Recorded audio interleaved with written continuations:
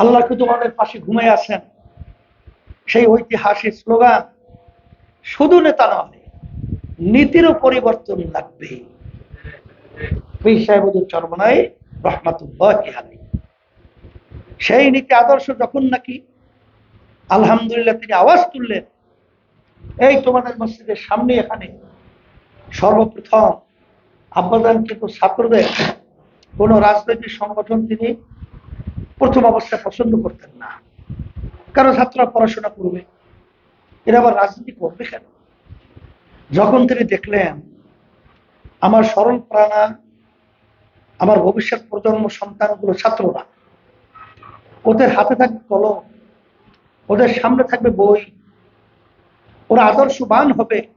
কয়েকদিন আগে এক মেজর জেনারেল আমার সঙ্গে বলতেছিল, হুজুর আমরা ছোটবেলায় কোন আদর্শে বড় হয়েছি, আর এখন সন্তানগুলা কোন আদর্শে বড় হচ্ছে। এখন সন্তানগুলো বেয়াদবের চরিত্রে চরিত্রবান হচ্ছে, আর আমরা ছোটবেলায় আমাকে বলতেছিল যে হাফ প্যান্ট পরিয়া আমাদের নানা বাড়ি যাওয়া সম্পূর্ণ নিষেধ ছিল। ছোটবেলা থেকেই বাচ্চাদেরকে গড়ে উঠেছিল।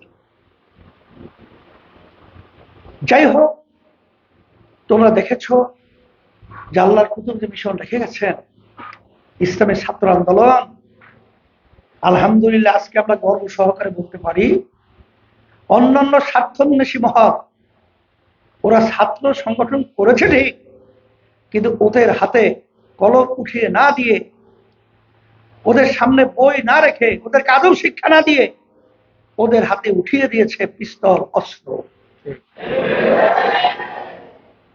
ওদেরকে মানুষের পরিবর্তে অমানুষ তৈরি করা,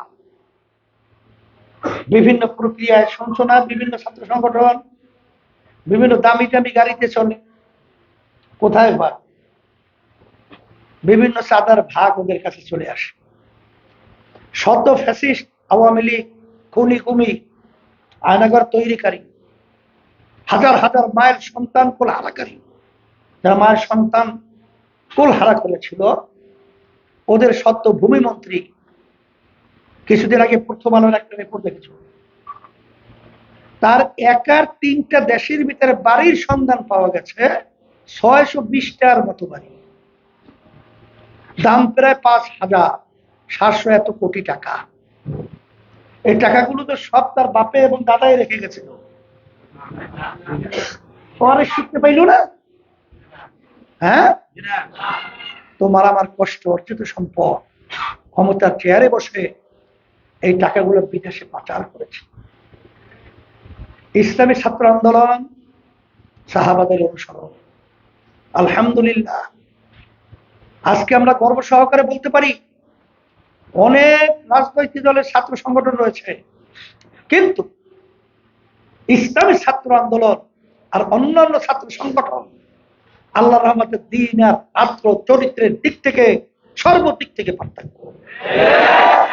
সেদিনকে আমাকে বলতেছিল কেন্দ্রীয় ছাত্র আন্দোলনের দায়িত্বশীলরা যে এখন তো দুনিয়ামুখী সবচেয়ে বড় শিক্ষাপীঠ ঢাকা ইউনিভার্সিটি ঢাবি, সেখানে আমাদের ছাত্ররা সেখানে নির্বাচনে অংশগ্রহণ করেছে, ঠিক না?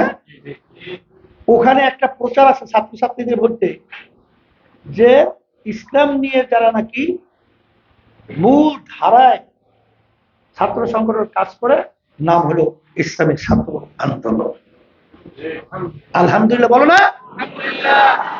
এখন কথা হলো অনেক ছাত্ররা আছে ছাত্র আন্দোলনের সাথে আন্তরিকভাবে জড়াও না, কিন্তু আমি একটা ব্যাপার দেখছি, যারা ছাত্র বয়স থেকে সংগঠন করে ওদের ভবিষ্যৎ কার্যক্রমটা এবং সমাজ গঠন, এলাকা ঘরবাড়ি সর্বত্র যারা নাকি ছাত্র সংগঠন বা যারা নাকি এর সাথে জড়ায়া থাকে নাই বা ছিল না, দিন আর রাত্র পার্থক্য। তাই সেই হিসেবে আমি তোমাদেরকে বলবো যে তোমরা পড়ার পাশাপাশি এখনই তোমাদের তৈরি হতে হবে আইয়ামে জাহিলিয়াতের সেই অসভ্য যুগের পরিবর্তন ঘটিয়ে এদেশ আমার এদেশে আমি জন্মগ্রহণ করেছি। হুব্বুল ওয়াতান মিনাল ঈমান, ঈমানের একটা অংশ দেশের মায়া মহব্বত। আজকে আমাদের দেশটা, আজকে বিদেশে তাবেদার হব, আজকে আমরা বিদেশের গোলাম হব, আজকে আমাদের দেশে টাকা পাচার হবে, আজকে আমার মায়ের কোলগুলো সন্তান হারা হবে, আজকে পঙ্গু হবে, চক্ষু হারাবে, এখানে আয়না ঘর তৈরি হবে। এর পরিবর্তন আমাদের কি করতে হবে? আমার ছেলেদেরকে বলবো যে আমরা মুরব্বীরা, তোমাদের বয়স পার হয়ে গেছে, আমরা জেনে শুনে বুঝি তোমাদেরকে পরিষ্কার ভাবে বলছি যে যারা নাকি বিভিন্ন চিন্তা করো, আসলে এই চিন্তাটা আমরা করার পরেই এই বয়সে আল্লাহ পৌঁছে আছে। এখন তোমরা ছাত্র সংগঠনের সাথে জড়াবা এবং তোমরা সেই সাহাবায়ে কেরামদের সেই নমুনা আদর্শ তোমাদের মাধ্যমে আমাদেরকে যখন তোমরা বাস্তবে দেখাবা, তখন আমাদের মন খুশি হবে আর অটো তোমাদের জন্য দোয়া আসবে।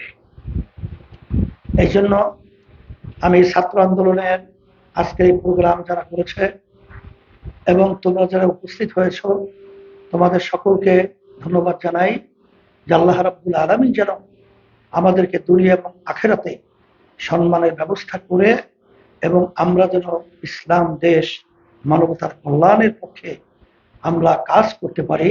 আল্লাহ আমাকে আমাদের সকলকে তৌফিক দান করুন।